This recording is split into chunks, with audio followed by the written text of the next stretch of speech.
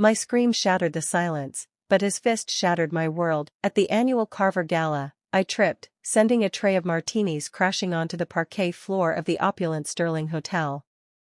A clumsy misstep, nothing more. But to my father, Vincent Carver, mistakes were treason. His fist slammed into my jaw, the crack echoing over the string quartet. Blood pooled on the wood, my vision blurred. Pathetic, he growled, voice like a blade. Disappear. The crowd, Boston's glitterati, gaped, some horrified, others intrigued. My cousin, Lena, clutched her clutch, eyes averted. I staggered upright, refusing to crumble, and strode out, my boots thudding like a war drum. No one answered. The icy February wind stung my face. I drove, knuckles white, my phone blazing with 39 missed calls, each one a leash, not a lifeline. That night, I saw it clearly: freedom is born when you've got nothing left to bind you. The Carvers were Boston's gilded cage. Vincent owned a string of high-end art galleries, his name synonymous with prestige. Lena, sharp and serene, was his chosen successor, always hovering in his shadow, nodding on cue. Me? I was Mara, the spare, presented as our Mara with a smile that masked a chokehold. My father died when I was 10, leaving Vincent, my stepfather, to rule our lives. He shaped Lena into his echo, while I was forged into absence, my style, my studies, my voice all bent to the Carver crest. I learned to fade, to dodge his wrath. I finished college last fall, took a job at a youth arts program. Small, vital work, but to Vincent, it was a disgrace.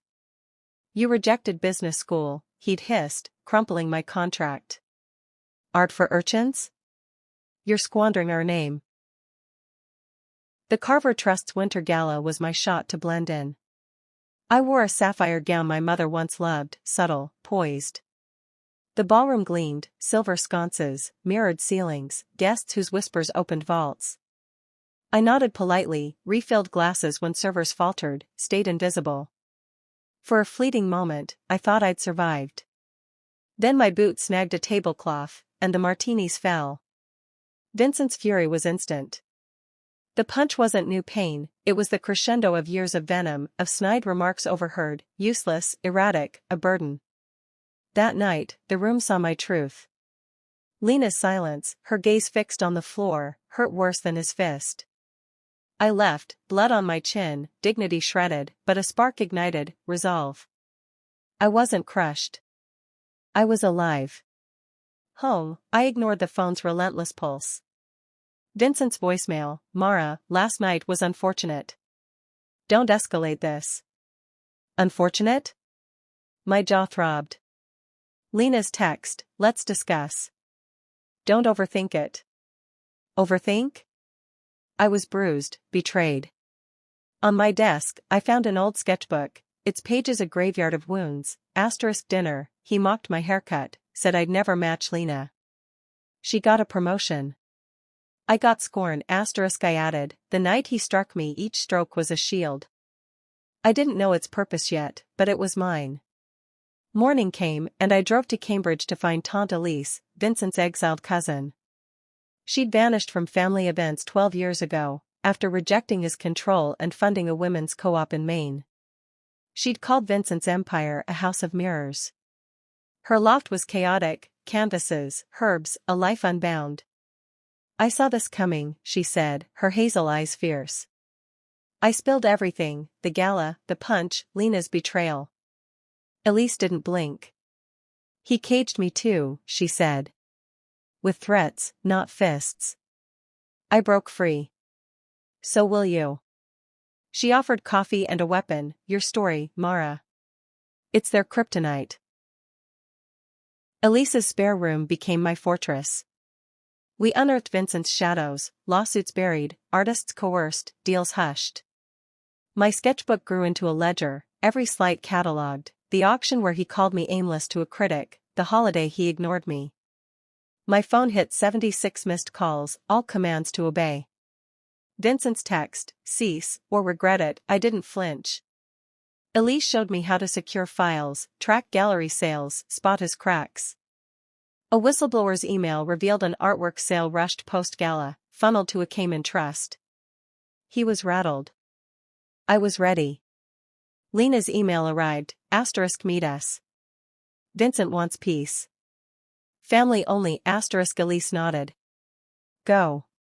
See their masks fall. We picked a Stark mediation office downtown.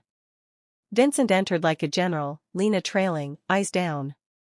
You're spiraling, he said, pushing a confidentiality contract. Sign, take the funds, stay a Carver. I scoffed. You punched me, and I'm spiraling? Lena murmured, Mara, we can resolve this privately. I faced her. Would you let him hit your kid? She stiffened. Why's it fine for me? Silence. Vincent's tone turned to ice. You're reckless, like Elise. Stop, or we'll ruin you, courts, press, all of it. I stood. You lost me the night you raised your fist. I left, the doors snapped louder than his bluster. At Elise's, we polished our arsenal, sketchbook, recordings, the sale records. I wrote my truth, not just the punch, but the decades of being erased, belittled, dismissed. We sent it to an arts reporter Elise knew. On gala night, I slipped into the hotel's atrium, unnoticed in a gray trench. At 7:45 p.m., phones pinged. Carver dynasty rocked by abuse claims, shady deals. The exposé was merciless, dates, quotes, Vincent's voicemail. The ballroom hummed, then splintered. Guests exited. Vincent's speech stalled, his snarl live on mics, she's unhinged. The truth was free. I settled in a studio above an art supply shop, all raw wood and paint fumes. No mirrors, just mine. Vincent faced probes, galleries lost backers, Lena vanished from headlines. A letter came, no signature, you killed us, I burned it. I wasn't triumphant. I was unbound. At a women's art collective, I led journaling sessions, helping others voice their scars. One asked, when did you know to speak? I said, when their quiet screamed louder than mine. That night, I sat on my fire escape, city lights pulsing. My sketchbook's final page read, the night I claimed my name I shut it, not to bury, but to soar. I wasn't his pathetic shadow. I never was.